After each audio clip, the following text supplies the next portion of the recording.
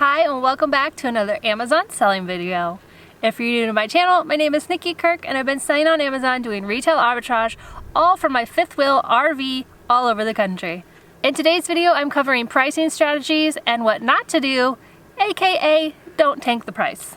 Have you ever bought something, sent it into Amazon, and then all of a sudden all these other sellers start getting on it and slowly the price keeps going down, and now your profit is getting less and less and less and you're wondering what the heck is going on? Well, congratulations, you are a seller on Amazon. It happens a lot. Now the good news is there are things that you can do to limit your risk or to stop this from happening to you. The main thing is do not be someone who drops the price, but let's get into what you can do or identify to understand where you should price your items. So there are some things that I do on the upfront. So before I buy a product or send it into Amazon, I'm looking for first that it makes a $5 minimum profit. I'm sure you've heard me say this 100 times. It has to be $5 for me because that gives you a good buffer room so that if the price does start to drop, then you still are making a profit and you're not taking a loss.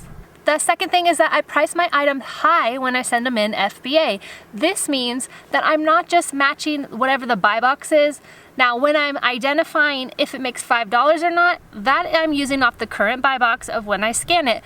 But when I get it home and I pack it up and I send it into Amazon, then I'm doing a couple dollars ahead of that price so that if the buy box that it was currently at sells out and now the next seller is selling it for $1 or $2 more, when my items get there, if I'm at that lower price, well, guess what? I'll win the buy box, but I'm losing out on profit because it was now selling for a couple dollars more.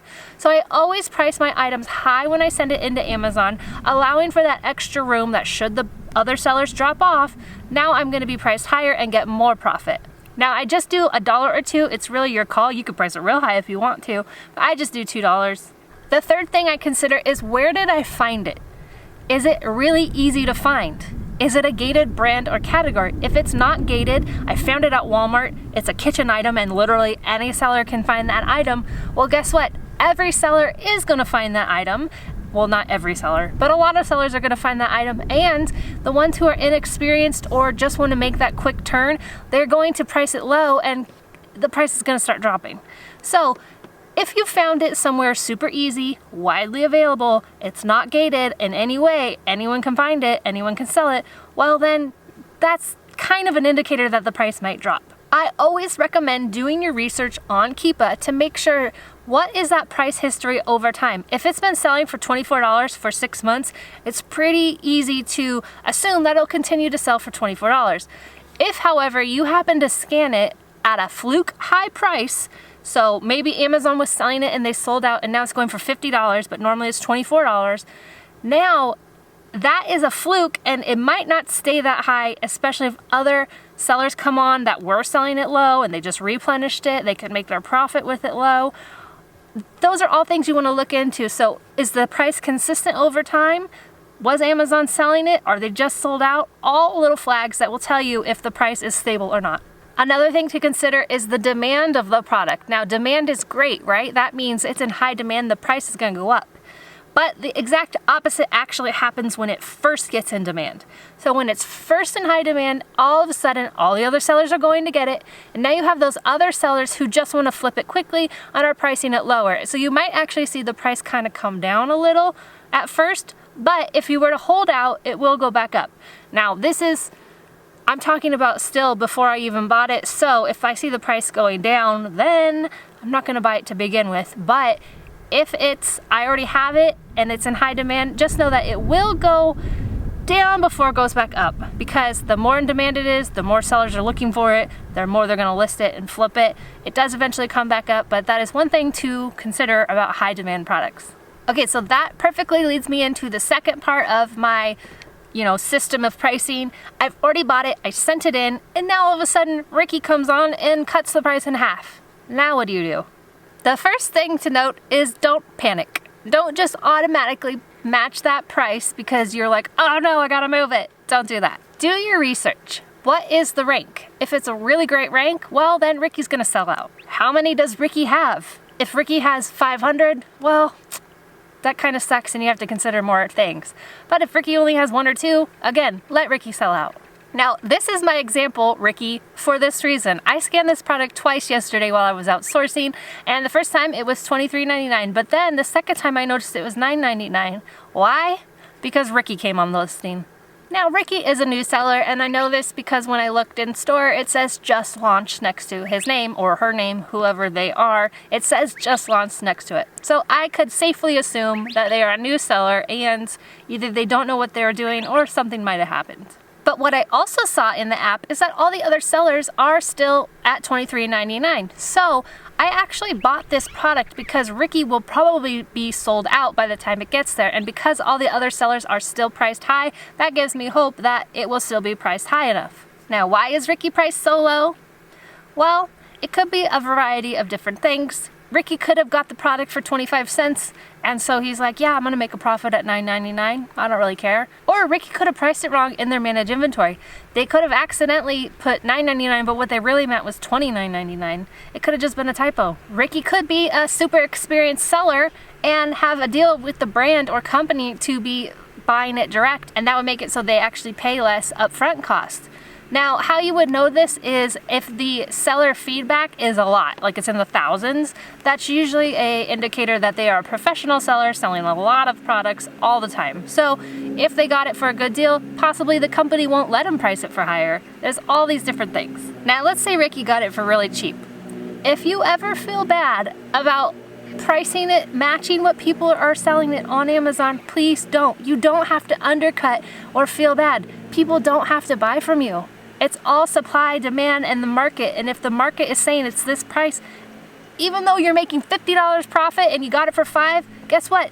Make that profit. You don't have to feel bad about listing it really high because people don't have to buy from you. They don't have to pay that price. And that's how we make our Amazon businesses work, so don't feel bad. Now, other reasons that this could be a low price. Let's say it was a grocery item. It's like a wine chocolate item and we're coming up to summer multiple months. Or maybe it's expiring and so Ricky's just pricing it to get rid of it. Whatever the reason, when you see that happening, you do not have to match it, and that is the key thing I want to drive home today. You don't have to match that price. Let them sell out. Look into it. How many do they have? What are the other sellers doing? Don't just match the price. I have products that I've been selling on and off for years, and the reason they're on and off is because sometimes the price does come down. And then it's not worth it for me to buy it. But then it goes right back up and I buy it again. I keep scanning it because I know it was a good product and I know it'll come back up. So just because you're not selling it or you can't sell it now, if you did it in the past, definitely keep scanning and doing it because that's why they keep going on and off, because of the tankers. So you might have heard me in other videos say don't just blindly match the buy box. When you are in your managed inventory, you don't have to just hit match. If I had seen this in my managed inventory, I don't have it yet so I can't show you, but let's say I listed it at $23.99 and then I see that it's $9.99 now. Guess what? I don't have to blindly just match that. If all I do is hit match price, now I'm losing money because I didn't get it for enough money to be able to profit at $9.99. But you don't have to just match it. Go ahead and take a look and see how many they have. All you would do is go to the website, click the other offers, and see what are they listing it at. So you can see actually the buy box price is $23.99 right now. The $9.99 Ricky is not even getting it. You know why? Because it got sent in and it's back stock. So you can see here, there's not even going to be in until June. That's another thing to consider. So I wouldn't know this if I didn't come to the page. And as you can see right here on Keepa, Ricky only has one. So I'm going to let Ricky sell out. So if you see this happening, definitely check how many do they have, what are the other sellers at. If you start to see the other sellers start matching it, that's when you have to seriously consider what's the rank, how long do I want to be sitting on this, what's my cut loose loss, like do I want to just flip it and make money or not. But as you start to just match it, then that means the other sellers who aren't really looking are also matching it, and that creates that race to the bottom. You are still buy box eligible if you are within 5%. That means you can raise your price 5% above the buy box current price and you will still get rotated in. As I just pointed out, how Amazon does it is based on when your stock is available, where you're at, in relation to the customer or where your stock is. If it's going to be faster to ship from you, well, they're going to want yours to sell, right? So they'll put you in the buy box. It also has to do with when you launched, how your account matrix are. There's so many different things, but the key is this: you can still price it higher and still win the buy box.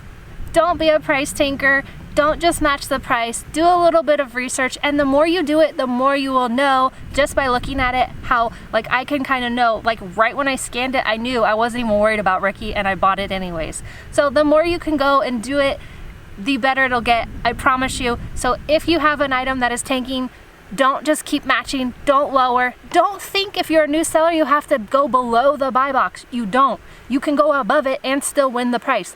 So do not just blindly match or undercut. You don't need to. I hope this video was helpful and just helping you understand different things to look for as far as pricing and not taking the price. If you want to learn more from me or join my beginner FBA Amazon selling course and support group, definitely check it out. The links are below, or you can go to beginnerfba.com to join. And if you are an existing seller and you want to get ungated, I have my ungating guides as always, or I have my BOLO support group and sourcing group. They are available for both the US and Canada, so check out whichever one you want below. All the links are below. Thank you guys so much for watching. Happy sourcing and happy selling.